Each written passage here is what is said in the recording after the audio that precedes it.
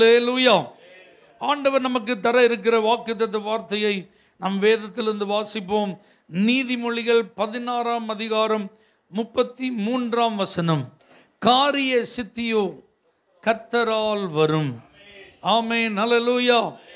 அனைத்து முடிவுகளும் தேவனாலே உண்டாகிறது. இந்த மாதம் முடிவு பண்ண போகிறது கர்த்தர் தான். தீர்மானங்களை எடுக்க போகிறவர் கர்த்தர் தான். எத்தனை பேர் அதை விசுவாசிக்கிறீங்க? இந்த மாதம் நிறைய தெய்வீக முடிவுகளை நாம் சந்திக்க இருக்கிறோம். Hallelujah. Divine conclusions, divine ending. நம்முடைய வாழ்வில் நாம் சந்திக்கும் ஒவ்வொரு சூழ்நிலைகளின் முடிவும் தேவனால் முன் குறிக்கப்பட்டவைகளாக இருக்கும், தேவனால் நிச்சயிக்கப்பட்டவைகளாக இருக்கும், தேவனாலேயே எல்லாம் தீர்மானிக்கப்பட்டவைகளாக இருக்கும். அப்படின்னா என்ன அர்த்தம்? உங்கள் முடிவுகளை, உங்களுடைய எதிர்பார்த்து கொண்டிருக்கிற காரியங்களிலே, நீங்கள் விரும்பும் காரியங்களின் முடிவுகளை மனிதர்கள் அல்ல, அல்லேலூயா, தேவனே முடிவு செய்ய போகிறார். அதிகாரிகள் அல்ல, தேவனே முடிவு செய்ய போகிறார். அதிகாரிகள் அல்ல, தேவனே முடிவு செய்ய போகிறார். சூழ்நிலைகள் அல்ல, தேவனே முடிவு செய்ய போகிறார். பிரச்சனைகள் அல்ல, தேவனே முடிவு செய்ய போகிறார். பலவீனங்கள் அல்ல, தேவனே முடிவு செய்ய போகிறார். பொருளாதார குறைவுகள் அல்ல, தேவனே முடிவு செய்ய போகிறார். சத்துரு அல்ல, தேவனே முடிவு செய்ய போகிறார். எத்தனை பேர் இதெல்லாம் நம்புறீங்க? ஹல்லேலூயா. நல்லா இந்த மாதம் ஒரு எதிர்பார்ப்போடு இருங்க. தேவன் தம்முடைய தீர்ப்பை வெளிப்படுத்த போகிறார். திருவுள தீர்ப்பை வெளிப்படுத்துகிறவர் ஆண்டவர் அப்படின்னு ஒரு மொழிபெயர்ப்பில் இருக்கு. ஆமென். தீர்ப்பு, ஜட்ஜ்மெண்ட். இந்த மாதம் நல்ல தீர்ப்புகளை கர்த்தர் உங்களுக்கு தரப்போகிறார். சில வழக்குகளிலே, நீங்கள் எதிர்பார்க்கும் காரியங்களிலே நல்ல முடிவுகள், நல்ல தீர்ப்புகளை ஆண்டவர் என்ன செய்ய போகிறார்? தரப்போகிறார். எத்தனை பேர் ஆமென் சொல்றீங்க? ஆண்டவருடைய தீர்ப்பும் மனிதர்களுடைய தீர்ப்பும் ஒன்று அல்ல. அல்லேலூயா. மனிதர்கள் தாங்கள் விரும்புகிறதற்கு ஏற்றாற் போல தீர்ப்புகளை மாற்ற என்ன செய்வாங்க? முயற்சிகளை செய்கிறதற்கு வாய்ப்புகள் இருக்கிறது. ஆனால் தேவன் நீதி உள்ளவர், அவரிடத்தில் அநீதி இல்லை. அவர் என்ன நிர்ணயம் பண்ணி தீர்ப்பு வழங்குகிறாரோ அதுதான். எத்தனை பேர் ஆமென் சொல்றீங்க? அப்போஸ்தலருடைய நடபடிகள் 2ஆம் அதிகாரம் 25, 26 இந்த வசனங்களை பார்த்தீங்க அப்படின்னா, அங்கே ஒரு சீட்டு போட்டு பார்க்குறாங்க. சீட்டு மடியிலே போடப்படும், காரிய சித்தியோ கர்த்தரால் வரும் இருக்கு பார்த்தீங்களா? அப்போ சீட்டு ஏன் போடுறாங்க? எதுக்குப்பா உனக்கு எனக்கும் பிரச்சனை? நம்ம ஒரு பொதுவான முடிவுக்கு என்ன செஞ்சிடும்? வந்துடும். உனக்கும் வேண்டாம், எனக்கும் வேண்டாம், இதில் என்னென்னு பார்த்துரும் அப்படின்னு சொல்கிறதுக்கு தான் என்ன போடுறாங்க? சீட்டு போடுதல் விரோதங்களை ஒழித்து பலவான்கள் நடுவே சிக்கறுக்கும் அப்படின்னு இருக்கு. ஏதாவது தீர்க்கப்பட முடியாத பிரச்சனைன்னு வச்சுக்கோங்களேன், கடைசியில் சீட்டு போட்டு பார்த்துரும். அதுக்கு தான் இந்த சீட்டு பிரிக்கிறதுலலாம் பார்த்தீங்க அப்படின்னா எல்லார் பேரையும் போட்டு குழுக்கல்ல இந்த மாதம் யாருக்கு சீட்டுன்னு என்ன செஞ்சிடறாங்க. ஏன்னா தேவைகள் எல்லாருக்குமே என்ன செய்யுது? இருக்குது. அதுக்கு தான் சீட்டே போட்டிருக்கோம். அப்போ இந்த மாதம் எனக்குத்தான் எல்லாரும் என்ன செஞ்சுட்டு இருப்பாங்க? இந்த பிரச்சனையே வேண்டாம், பொதுவாக சீட்டை என்ன செஞ்சிடும்? போட்டு பார்த்துரும் அப்படின்னு சொல்லி மக்கள் என்ன செஞ்சிட்டு இருக்காங்க? போட்டு பார்த்துட்டு இருக்காங்க. ஆனால் நீங்கள் நல்லா புரிந்து கொள்ள வேண்டிய ஒரு காரியம், தேவன் தம்முடைய திருவுள தீர்ப்பை அவர் இதன் மூலமாய் வெளிப்படுத்துகிறார். சீட்டு போடுறதுக்கு மனிதர்கள் முயற்சி செய்தாலும் அதில் தேவன் என்ன விரும்புகிறார் என்பது அதில் வெளிப்படும். இப்போ பாருங்க, யூதாஸ் இழந்து போன அந்த அப்போஸ்தல பட்டத்திற்கு 2 பேரை தேர்வு செய்து நிறுத்துகிறார்கள். இப்போ 2 பேருமே அப்போ சூப்பரான ஆட்களாக தான் இருந்திருக்கணும். 2 பேரை செலக்ட் பண்ணியிருக்காங்கன்னா எப்படிலாம் தேர்வு செஞ்சுருப்பாங்க? குட் ரெப்புடேஷன்ஸ் என்ன செஞ்சுருக்கணும்? அவர்களை குறித்த ஒரு நல்ல மதிப்பு இருந்திருக்கணும். அப்போஸ்தலர்களில் ஒருவனாக அவன் சேர்த்து கொள்ளப்படுவதற்கு தகுதி உள்ளவனா அப்படிங்கிற நிறைய டெஸ்ட் எல்லாம் பார்த்ததுக்கு அப்புறம் தான் அந்த 2 பேர் என்ன செஞ்சுருப்பாங்க? செலக்டட் அப்படின்னு வந்திருப்பாங்க. இப்போ தேவை ஒரு ஆள் தான், ஆனால் இருக்கிறது எத்தனை பேர்? 2 பேர். ஆகவே அவர்கள் ஜெபித்தார்கள். அதான் ரொம்ப முக்கியம். அப்போஸ்தலர் 1 அதிகாரம் அதனுடைய 24வது வசனத்தில் பாருங்க, எல்லாருடைய இருதயங்களையும் அறிந்திருக்கிற கர்த்தாவே, யூதாஸ் என்பவன் தனக்குரிய இடத்துக்கு போகும்படி இழந்து போன இந்த ஊழியத்திலும் இந்த அப்போஸ்தல பட்டத்திலும் பங்கு பெறுவதற்காக இவ்விரண்டு பேரில் தேவரீர் தெரிந்து கொண்டவனை எங்களுக்கு காண்பித்தருளும் என்று ஜெபம் பண்ணி 26வது வசனம் சொல்லுது, பின்பு அவர்களை குறித்து சீட்டு போட்டார்கள். சீட்டு மத்தியாவின் பேருக்கு விழுந்தது. அப்பொழுது அவன் 11 அப்போஸ்தலருடனே சேர்த்து கொள்ளப்பட்டான். தேவனுடைய திருவுள தீர்ப்பு யார் மேல விழுந்துட்டு? மத்தியா. நீங்க நல்லா கவனிச்சு பாருங்க. இந்த 11 பேர் இயேசு கிறிஸ்துவோடு கூட 3 வருஷம் என்ன செஞ்சிருக்காங்க? நேரம் செலவு பண்ணியிருக்காங்க. அவரோடு கூடவே இருந்திருக்கிறாங்க. எங்க போனாலும் இயேசுவோடு இருந்தவர்கள், இயேசு பேசுறத கேட்டவங்க, இயேசு சொன்ன வேலையெல்லாம் செஞ்சவங்க. இப்போ அந்த இடத்தை ரீப்ளேஸ் பண்றது எளிதா? ரொம்ப கஷ்டம். அந்த 3.5 years எக்ஸ்பீரியன்ஸ் வேற யாருக்காவது கிடைக்குமா? ஃப்ரம் ஜீசஸ்ல அது. ஆமென் சொல்லுங்க பார்க்கலாம். அந்த ட்ரைனிங் யார்கிட்ட இருந்து கிடைச்சது? From Jesus. இயேசுவினிடத்தில், தேவனிடத்திலிருந்து நேரடியாகவே கிடைத்தது. உலகத்தில் யாருக்கும் கிடைக்காத ஒரு அரிய வாய்ப்பு அது. இப்போ அந்த இடத்துல ஒரு ஆள் தேவை. ஆமென் சொல்லுங்க. அப்போ அந்த இடத்திற்கு தேர்வு செய்யப்படும் நபர் தேவனுடைய தீர்ப்பா தான் இருக்க முடியுமே தவிர மனிதனுடைய விருப்பமா இருக்க முடியாது. தேவ பிள்ளைகளை, இந்த நாட்களில், இந்த மாதத்தில் தேவன் அப்படிப்பட்ட ஒரு தேர்வை உங்களுடைய வாழ்வில் வெளிப்படுத்துவாராக. ஆமென். you are going to be selected as one among them அப்படின்னு வரும்போது, ஆமென், really you will be a privileged one. ஆமென். இதெல்லாம் பாக்கியம். நாங்களாம் 3 வருஷம் இயேசுநாதர் கூட இருந்து இந்த பட்டத்தில் வந்தோம். அல்லேலூயா. இயேசு எங்களெல்லாம் ராம் முழுவதும் ஜெபம் பண்ணி தேர்வு செய்து இந்த இடத்திற்கு நாங்கள் என்ன செஞ்சோம்? தேர்வு செய்யப்பட்டோம். ஆனால் இந்த நபர் அப்படிப்பட்டவன் அல்ல. ஆனால் திருவுள தீர்ப்பு அவன் மேல் விழுந்தது. அப்போ காரிய சித்தியோ தேவனுடைய திருவுள தீர்ப்பு. அல்லேலூயா. உங்களெல்லாம் சில மிக முக்கியமான காரியங்களிலே தேர்வு செய்யும் போது நீங்கள் அப்படிப்பட்ட பாக்கியம் உள்ளவர்களாய் அறியப்பட போகிறீர்கள். அல்லேலூயா. நாமெல்லாம் அண்டர் ப்ரிவிலேஜ் தான். அல்லேலூயா. ஆனால் நம்மளெல்லாம் ப்ரிவிலேஜாக கர்த்தர் மாற்ற போகிறார். காரிய சித்தியோ கர்த்தரால் வரும் அப்படின்னு சொல்லும்போது மிக முக்கியமான இடங்களிலே நீங்கள் தேர்வு செய்யப்படுவதற்கு தேவனே தன்னுடைய தீர்ப்பை எழுதப் போகிறார். தேவனே உங்களை தேர்வு செய்து ஜனங்களுக்கு முன்பாக நிறுத்தப் போகிறார். நீங்கள் தான் அந்த இடத்திற்கு சரியான நபர் என்று கர்த்தரே உங்களை அந்த இடத்துல கொண்டு போய் நிறுத்தப் போகிறார். எத்தனை பேர் இதை விசுவாசிக்கிறீங்க? அல்லேலூயா. காரிய சித்தியோ கர்த்தரால் வரும் என்று சொல்லும்போது நீங்கள் அறிந்திருக்க வேண்டிய அடுத்த காரியம், காரியங்களை நிறைவேற்றி முடிக்கிறவர் கர்த்தர். அல்லேலூயா. அப்படின்னா என்ன அர்த்தம்? காரியங்களை நிறைவேற செய்கிறவர் கர்த்தர். ஒரு காரியத்தின் துவக்கம் பெரிதல்ல, அதனுடைய முடிவு முக்கியம். அல்லேலூயா. ஆரம்பம் அற்பமானாலும் முடிவு தான் சம்பூர்ணம். அப்போ பாருங்க, ஆண்டவர் தான் காரியங்கள் என்ன செய்கிறார்? நிறைவேற்றி முடிக்கிறவராக இருக்கிறார். ஆதியாகமத்தின் புஸ்தகத்தை நீங்கள் வாசிப்பீர்களானால் அதில் 24ஆம் அதிகாரம் அதனுடைய 12வது வசனத்தில் அழகான ஒரு வார்த்தை எழுதப்பட்டிருக்கிறது. என் எஜமானன் ஆகிய ஆபிரகாமுக்கு தேவனாயிருக்கிற கர்த்தாவே, இன்றைக்கு நீர் எனக்கு காரியம் சித்திக்க பண்ணி என் எஜமானாகிய ஆபிரகாமுக்கு தயவு செய்தருளும். அப்போ இந்த இடத்துல அவன் சொல்றான் பாருங்க, எனக்கு இன்றைக்கு நீர் காரியம் சித்திக்க பண்ணி. இந்த சம்பவம் நமக்கு நல்லா தெரியும். ஆபிரகாம் தேவனால் அழைக்கப்பட்டவன். தேவனுடைய நேரடியான உடன்படிக்கை, தேவனுடைய நேரடியான வாக்குத்தத்தம். அல்லேலூயா. தேவனுடைய நேரடியான வெளிப்பாடு அவனுக்கு கிடைத்ததுனால தன்னுடைய சொந்த தேசத்தை விட்டு ஆண்டுடைய அழைப்பின் கீழ் வாழ்ந்து கொண்டிருக்கிறான்.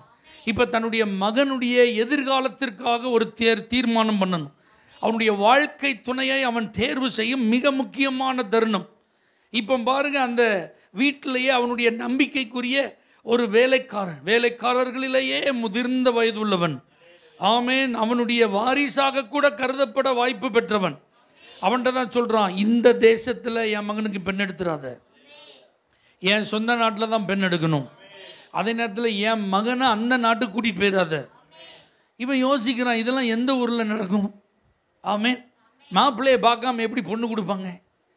எஜமானன் ஊரை விட்டு அவர் கிளம்பி வந்து எத்தனையோ வருஷம் என்ன செஞ்சிட்டு ஆயிட்டு. 75 வயசில் அவர் ஊரை விட்டு கிளம்பிட்டார். இப்போ ஈசாக்குக்கு 40 வயசு. அல்லேலூயா. ஆபிரகாமுக்கு 100வது வயதில் தான் யார் பிறந்தா? ஈசாக்கு பிறந்தார். இப்போ ஆபிரகாமுக்கு அப்போ எத்தனை வயசு? 140 வயசு.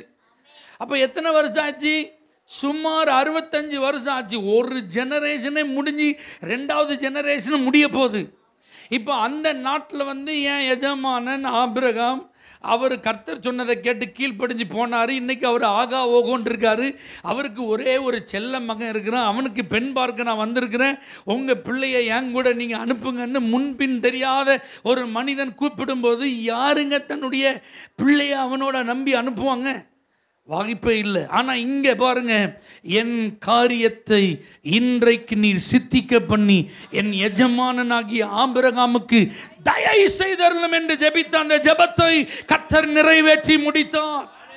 ஹல்லேலூயா. சாத்தியமே இல்லாத சில காரியங்களையும் நிறைவேற்றி முடிக்கிறவர் கர்த்தர். இந்த மாதத்தில் காரியங்களை நிறைவேற்றி முடிப்பவர் என்று நீங்கள் நினைக்கும் போது சாதாரணமாக என்ன வேண்டாம், தலைமுறைகளை தாண்டின காரியங்களை நிறைவேற்றி முடிப்பார். ஆமென். நம்ப முடியாத காரியங்களை நிறைவேற்றி முடிப்பார். நடப்பதற்கு வாய்ப்புகள் இல்லை, வழிகளே இல்லை என்று சொல்லப்படுகிற காரியங்களை கர்த்தர் நிறைவேற்றி முடிப்பார். நீங்கள் எதற்காக நீண்ட தூரம் பிரயாணம் பண்ணுகிறீர்களோ அந்த காரியங்களை கர்த்தர் வாய்க்க பண்ணுவார். எதற்காக நீங்கள் அதிகமாக நேரங்களை செலவு செய்கிறீர்களோ அந்த காரியங்களை கர்த்தர் வாய்க்க பண்ணுவார். எதற்காக நீங்கள் அதிகமான பணங்களை முதலீடு செய்கிறீர்களோ அந்த காரியங்களை கர்த்தர் வாய்க்க பண்ணுவார். எந்த காரியத்தில் தேவனுடைய நாமம் மகிமைப்பட வேண்டும் என்பதற்காக ஜெபித்து நீங்கள் செயல்படுகிறீர்களோ அந்த காரியங்களை கர்த்தர் நிறைவேற்றி ஆமென் தம்முடைய நாமத்தை மகிமைப்படுத்துவார். அல்லேலூயா. அடுத்ததாக நீங்கள் காரிய சித்தியோ கர்த்தரால் வரும் அப்படின்னு உடனே நீங்கள் நினைக்க வேண்டியது, எதற்கும் முடிவு கூறுவது ஆண்டவர் தான். அல்லேலூயா. கன்க்ளூஷன் கர்த்தர் தான். ஆமென் சொல்லுங்க பார்க்கலாம். முடிவு கர்த்தர் சொல்கிறது தான். அதை யாருக்கும் ஆண்டவர் கொடுக்க மாட்டார்.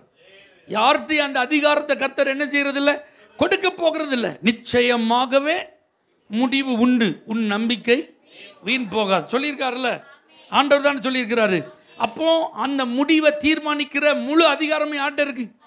அப்போ காரிய சித்தியோ கர்த்தரால் வரும் அப்படின்னு உடனே நீங்கள் பயந்துடாதீங்க, என்ன நடக்க போதோ அது அவர் நினைக்க இல்லை. முடிவு அவருடைய தீர்ப்பின் அடிப்படையில், அவருடைய தீர்மானத்தின் அடிப்படையில் தான். அதனால தான் எரேமியா 29:11 நம்ம வாசிக்கிறோம், நீங்கள் எதிர்பார்த்திருக்கும் முடிவை உங்களுக்கு கொடுக்கும்படி உங்கள் பேரில் நினைத்திருக்கிற நினைவுகளை நான் அறிவேன். அல்லேலூயா. அவைகள் தீமைக்கானவைகள் அல்ல, சமாதானத்துக்கு ஏதுவானவைகள். எத்தனை பேர் ஆமென் சொல்றீங்க? அப்போ எந்த காரியமாக இருந்தாலும் அதற்கு முடிவை ஆண்டவர் தான் தீர்மானிக்கிறார். ஆபிரகாம்கிட்ட ஆண்டவர் சொல்கிறாரு, உன்னுடைய சந்ததிகள் நீ அறியாத தேசத்தில் கொஞ்சம் வருஷம் அடிமைகள் அணிஞ்சிவாங்க இருப்பாங்க. ஆனாலும் உன் கூட நான் செஞ்ச உடன்படிக்கை நிமித்தம் அவர்கள் அந்த தேசத்தில் பழுக செய்து பெருக செய்து மிகுந்த பொருட்களோடு மறுபடியும் உன் கால் மிதித்திருக்கிற இந்த வாக்குத்தத்தம் பண்ணப்பட்ட கானானுக்கு நான் கொண்டு வருவேன்னார். அல்லேலூயா. இப்போ இதை முடிவு பண்ணது யாரு? ஆபிரகாம் முடிவு பண்ணாரா? எகிப்து தான் இருக்கிறதுலே செழிப்பான ஒரு நாடு. வாக்குத்தத்தம் பண்ணப்பட்ட கானான் ஒரு பக்கம் இருந்தாலும் கொஞ்ச காலம் என் டிசெண்டன்ஸ்லாம் எங்கே போய் இருந்துட்டு வரட்டும், எகிப்தில் இருந்துட்டு வரட்டும்னு முடிவு பண்ணது யார்? கிடையாது, ஆபிரகாம் கிடையாது. இதை முடிவு பண்ணது யாரு? கர்த்தர். ஆமென். அந்த எகிப்திலிருந்து மறுபடியும் வாக்குத்தத்தம் பண்ணப்பட்ட கானானுக்கு கொண்டு வரணும்னு முடிவு பண்ணது யார் தான்? கர்த்தர். அல்லேலூயா. அதற்காக ஒரு மோசே என்னும் இரட்சகனை எழுப்பினது யாரு? அந்த முடிவு பண்ணது யாரு? கர்த்தர். ஓங்கிய புயத்தையும் பலத்த கரத்தையும் வெளிப்படுத்தி பார்வோனுடைய இருப்பு கரத்திலிருந்து விடுதலை பண்ண வேண்டும் என்று முடிவு பண்ணது யாரு? கர்த்தர். ஆமென் சொல்லுங்க பார்க்கலாம். இப்படி நீங்கள் பைபிள் ஃபுல்லாக முடிவுன்னு பார்த்தீங்கன்னா அது யார் தான் எடுத்திருப்பா? சவுலை புறக்கணிச்சது யாருங்க? அந்த முடிவு யார் பண்ணா? கர்த்தர். தாவீதை தேர்வு செஞ்சது யாரு? அந்த முடிவை யார் பண்ணா? கர்த்தர். யாராவது கொஸ்டின் பண்ண முடிஞ்சுதா? ஒய் லார்ட் அப்படி கேட்க முடிஞ்சுதா? கேட்க முடியாதுங்க. ஆண்டவர் ஒரு முடிவை செய்கிறார் அப்படின்னா அதை ஒருவராலும் கேள்வி கேட்க முடியாது.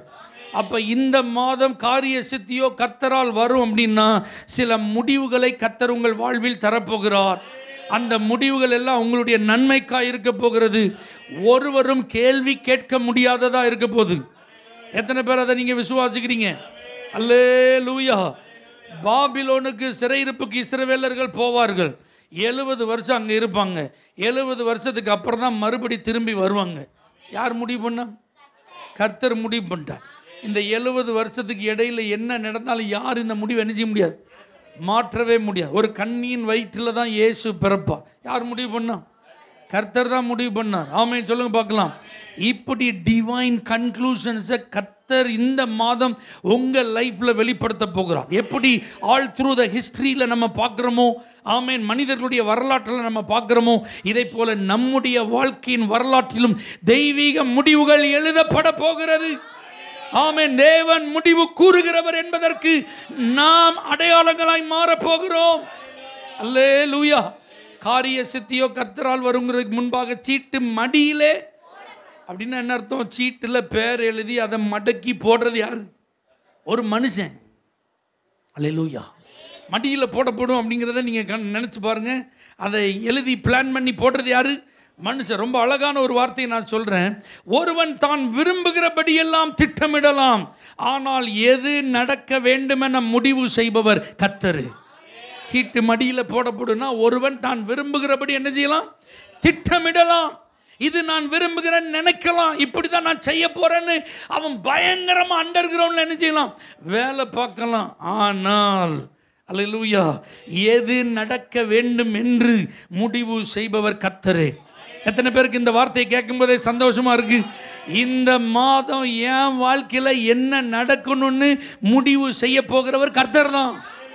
சிலர் இதை செஞ்சிடணும், அதை செஞ்சிடணும், அப்படி செஞ்சிடணும், இப்படி செஞ்சிடணும், இவங்களை இப்படி இழுத்து விட்டுறணும், இவங்களை இப்படி மாட்டி விட்டுறணும், இப்படி அலைய விட்டுறணும், இவங்களை அழ வச்சிடணும், இவங்களை இடைஞ்சல் கொடுக்கணும், அல்லது இவங்களை வெயிட் பண்ண வச்சிடணும், அல்லது ஏதாவது இவங்களுக்கு ஒரு பாதிப்பை உண்டாக்கிடணும் சொல்லி என்னன்னாலும் செய்யலாம்.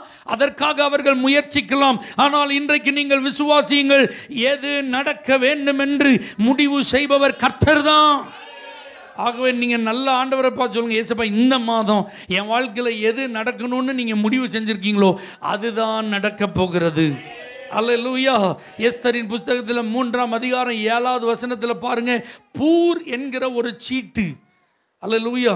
அந்த ராஜா முன்னிலையில் அவனுடைய திருப்திக்காக, அவனை சந்தோஷப்படுத்துவதற்காக அன்றைக்கு ராஜாவுக்கு வலது கையாக இருந்த ஆமான் அவன் பிளான் பண்ணி போட்டான். அப்போ அந்த டைமில் ஏதாவது ஒன்று செய்யணும்.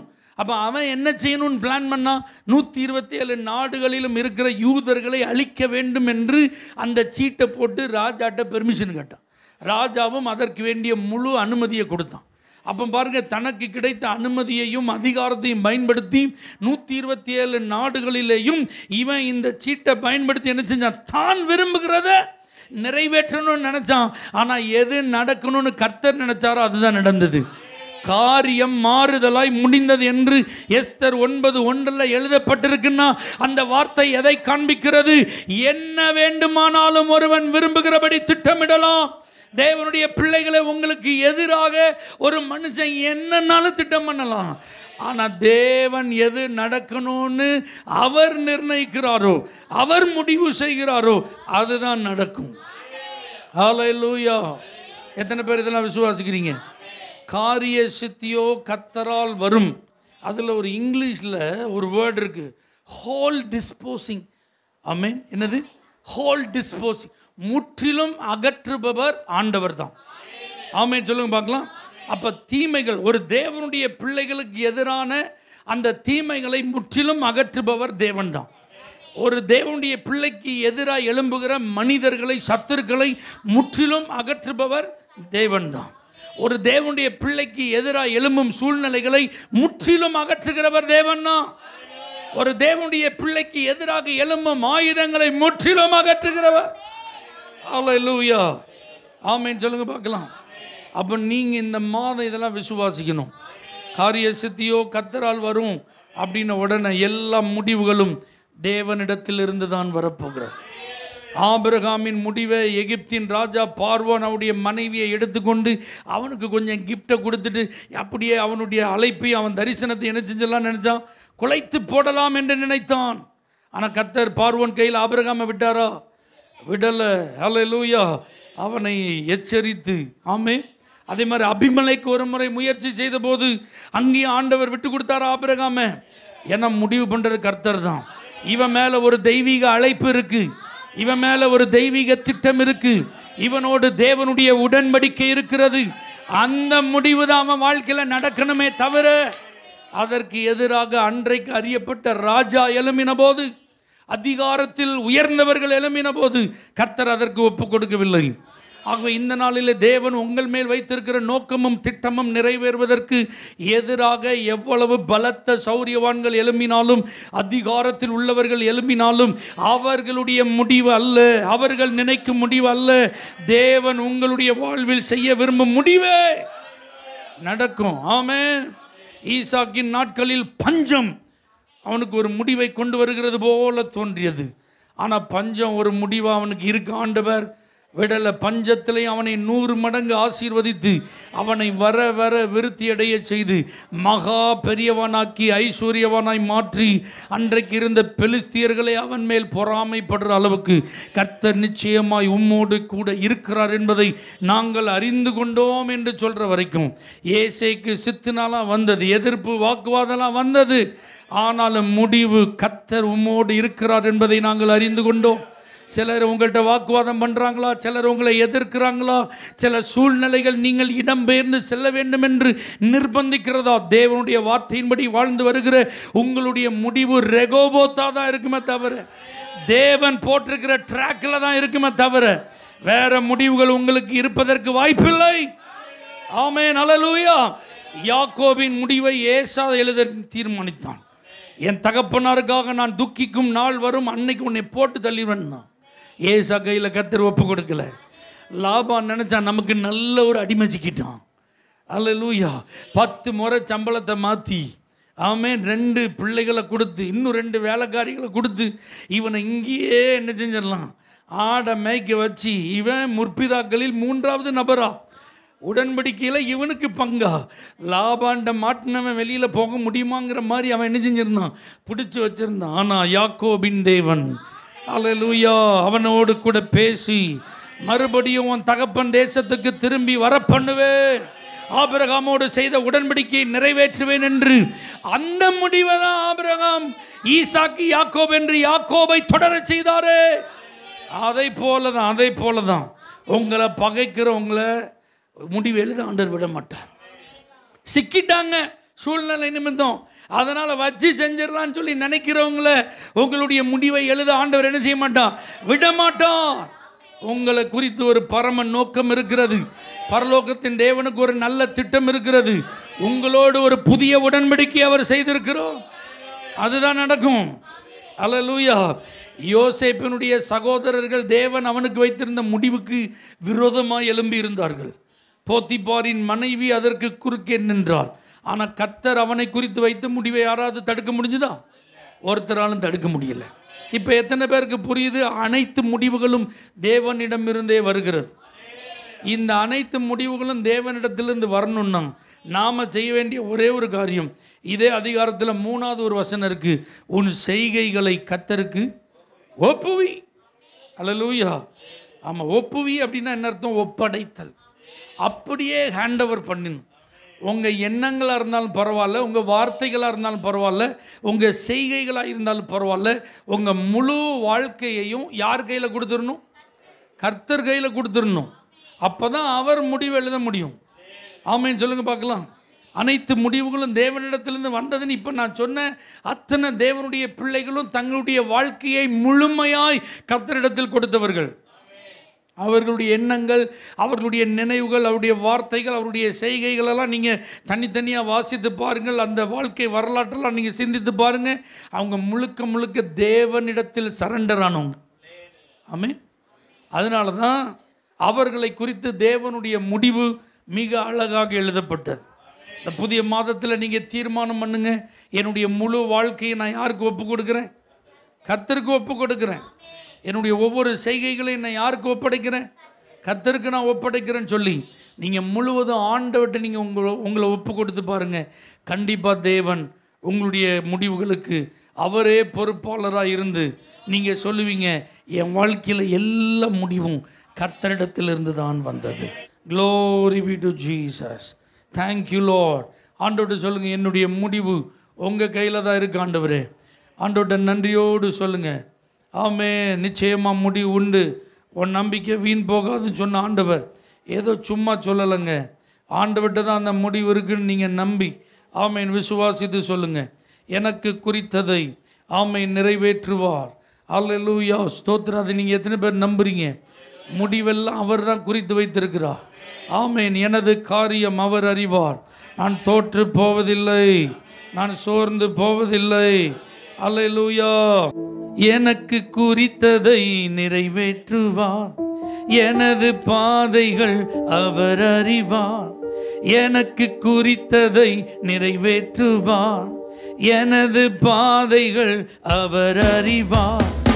அவர் தரும் வெளிச்சத்தினால் எந்த இருளையும் கடந்திடுவேன். அவர் தரும் வெளிச்சத்தினால் எந்த இருளையும் கடந்திடுவேன். சோர்ந்து போவதில்லை, நான் தோற்று போவதில்லை. சோர்ந்து போவதில்லை, நான் தோற்று போவதில்லை. என்னை பலப்படுத்தும் இயேசுவினாலே எல்லாம் நான் செய்திடுவேன், எல்லாம் நான் செய்திடுவேன். என்னை பலப்படுத்தும் இயேசுவினாலே ஓ எல்லாம் நான் செய்திடுவேன். அசைக்க முடியாத நம்பிக்கையை ஆண்டவர் எனக்குள் வைத்து விட்டார். அசைக்க முடியாத நம்பிக்கையை ஆண்டவர் எனக்குள் வைத்து விட்டார். அகிலமே அசைந்தாலும் என்னை பயமின்றி வாழச் செய்வார். அகிலமே அசைந்தாலும் என்னை பயமின்றி வாழச் செய்வார். சோர்ந்து போவதில்லை, நான் தோற்று போவதில்லை. சோர்ந்து போவதில்லை, நான் தோற்று போவதில்லை. என்னை பலப்படுத்தும் இயேசுவினாலே எல்லாம் நான் செய்திடுவேன், எல்லாம் நான் செய்திடுவேன். என்னை பலப்படுத்தும் எல்லாம் நான் செய்திடுவேன். பரலோக தேவனே, எல்லா முடிவுகளையும் தீர்மானிக்கிறவரே, உம்முடைய திருவுள்ள தீர்ப்பு இந்த மாதத்தில் வெளிப்படுத்துவீரா. இந்த வார்த்தைகளின்படி நம்முடைய பிள்ளைகளை நான் ஆசீர்வதிக்கிறப்பா. இந்த மாதம் முழுவதிலும் அவருடைய பொருளாதாரம் ஆசீர்வாதமாக இருப்பதா இயேசுவின் நாமத்தில் பிதாவே. For prayer contact Pastor J. J. Kumar, El Shaddai Ministries, 9500252586, Surandai.